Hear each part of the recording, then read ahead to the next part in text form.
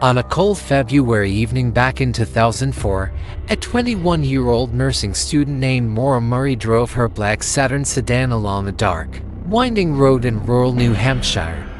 She crashed her car, spoke briefly to a concerned passerby, and then, in the span of just a few minutes, she vanished. For more than 2 decades, her disappearance has become one of America's most haunting and perplexing mysteries, a case that has captivated and frustrated investigators, family members, and a legion of online sleuths. What happened to Maura Murray? To understand the mystery, we have to start with the days leading up to that fateful night. Maura was, by all accounts, a bright and capable young woman. She was a star athlete in high school, a West Point cadet for a time, and then a promising nursing student at the University of Massachusetts Amherst. She was loved by her family and had a tight-knit circle of friends. But beneath this surface of achievement, there were signs of turmoil. Just a few months before she disappeared, Maura was caught using a stolen credit card to order food. The charge was set to be dismissed if she stayed out of trouble for 3 months. Then, just 2 nights before she vanished, she was working her campus security job when her supervisor found her in a near catatonic state, sobbing. The supervisor walked her back to her dorm, but Maura never explained what was wrong. The very next night, she borrowed her father's new car and, on her way back from a party, crashed it. Her father, Fred Murray, was understanding. He told her not to worry, they'd deal with the insurance paperwork later. But something about these events, or perhaps something else entirely, seems to have set a new plan in motion. On the afternoon of Monday, February 9, 2004, Maura Murray began acting strangely. She sent emails to her professors and her work supervisor, claiming there had been a death in the family and that she would be gone for a week. This was a lie. There was no family emergency. Her family was safe and aware of the story she was telling. She then used her computer to search for directions to the Berkshires and Burlington, Vermont. She called to inquire about renting a condo in Bartlett, New Hampshire, an area her family had vacationed in when she was a child. She packed a bag with clothes, toiletries, her favorite stuffed monkey, and a significant amount of alcohol. She withdrew $280 from an ATM, leaving her bank account nearly empty. Then, she got into her car and started driving north, leaving a note for her boyfriend on top of a box of his packed-up belongings. The contents of that note have never been publicly revealed. Where was she going? Was she planning a temporary escape from the pressures of her life, or was she leaving for good? The lie about a family death suggests she wanted to create a cover story, a reason for her absence that wouldn't raise immediate alarm. The packed bags and the search for lodging point to a planned trip. But the destination remains a mystery. Her father later speculated she was simply trying to get away for a few days to clear her head after the stress of the car accident and other personal issues. But her actions were secretive, rushed, and out of character. It was the beginning of a journey that would end on a dark, snow-banked road hours later. That road was Route 112 in Haverhill, New Hampshire, also known as the Wild Ammonoosuc Road. It's a remote, twisting stretch of pavement that cuts through the White Mountain National Forest. At around 7:27 p.m., a local woman heard a loud thump outside her house. She looked out her window and saw a car, Maura's black Saturn, crashed into a snowbank at a sharp hairpin turn. Another neighbor, a school bus driver named Butch Edward, was on his way home and stopped to help. He saw a young woman, Maura, outside the car. She wasn't visibly injured, but she was shivering and clearly distressed. Butch asked if she needed him to call the police. Maura's response was emphatic, no. She told him she had already called AA, another detail that would later prove to be untrue. There was no cell service in that area, making a call impossible.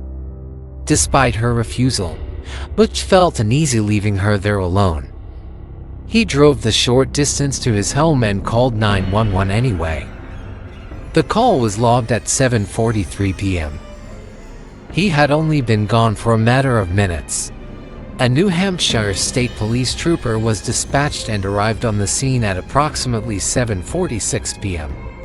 The scene he found was eerie. The black Saturn was there, locked. Its windshield was cracked, and both airbags had deployed. A box of wine was on the back seat, with some spilled on the upholstery.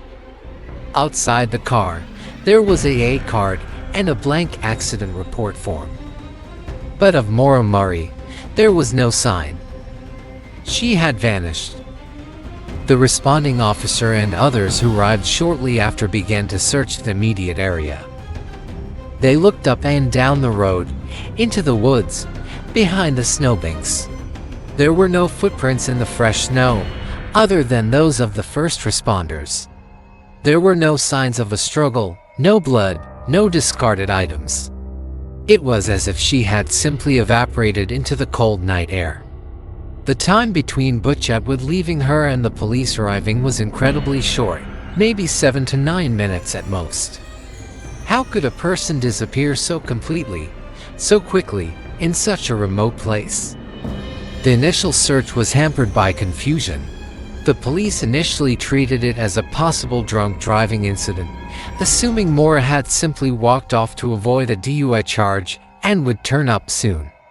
It wasn't until her father, Fred, arrived in New Hampshire days later, frantic with worry, that the urgency of the situation became clear and a full-scale missing person investigation was launched. But by then, precious time had been lost.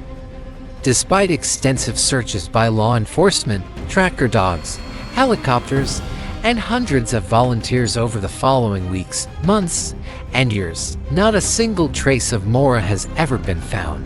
Her wallet, her cell phone, her credit cards, none have ever been used.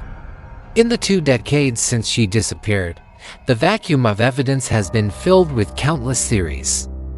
They range from the plausible to the far-fetched, each attempting to explain the impossible. One of the most enduring theories is that Maura, distraught and possibly intoxicated, wandered into the dense woods and succumbed to the elements. The winter conditions in the White Mountains are brutal, and a person could easily get lost and freeze to death.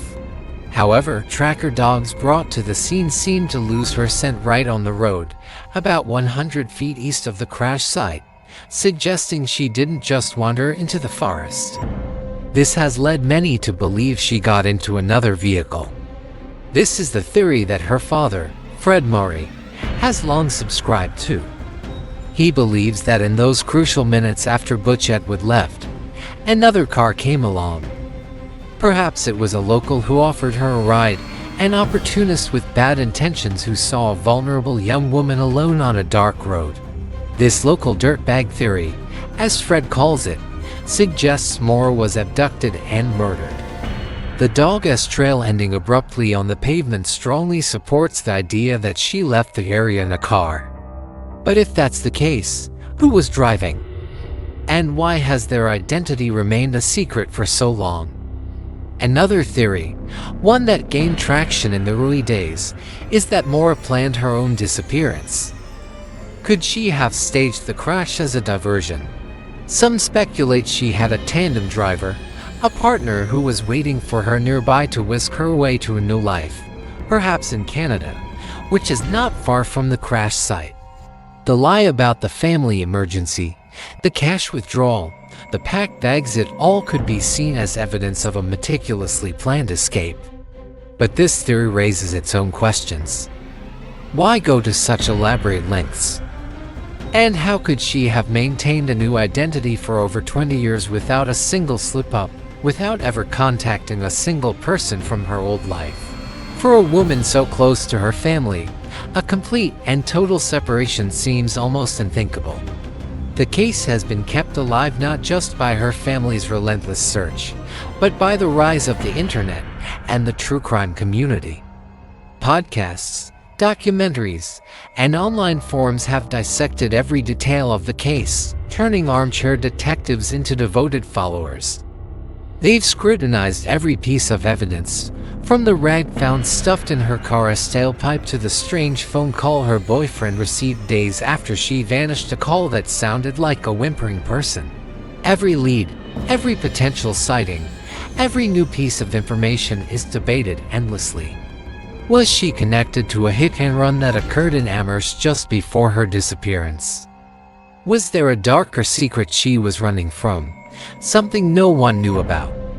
Over the years, numerous searches have been conducted based on new tips and theories. Cadaver dogs have been brought in, ground-penetrating radar has been used to scan the basements of nearby houses, and excavations have taken place. Each time, hope is reignited, only to be extinguished when the search turns up nothing. The case remains a collection of frustrating and unanswered questions. Why did she lie about a death in the family? Where was she actually headed that night?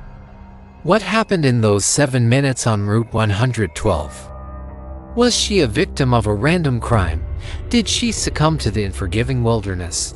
Or did she orchestrate her own vanishing act? Today, Maura would be in her 40s. Her family has never given up hope of finding answers.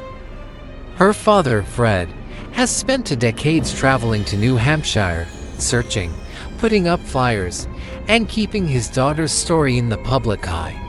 Her case serves as a chilling reminder of how quickly a life can be upended, how a person can simply disappear, leaving behind a void filled only with questions. The mystery of Maura is not just about one missing woman, it's about the fear of the unknown, the pain of unresolved loss, and the haunting reality that sometimes the truth remains just out of reach, lost somewhere in the darkness on a lonely winter night.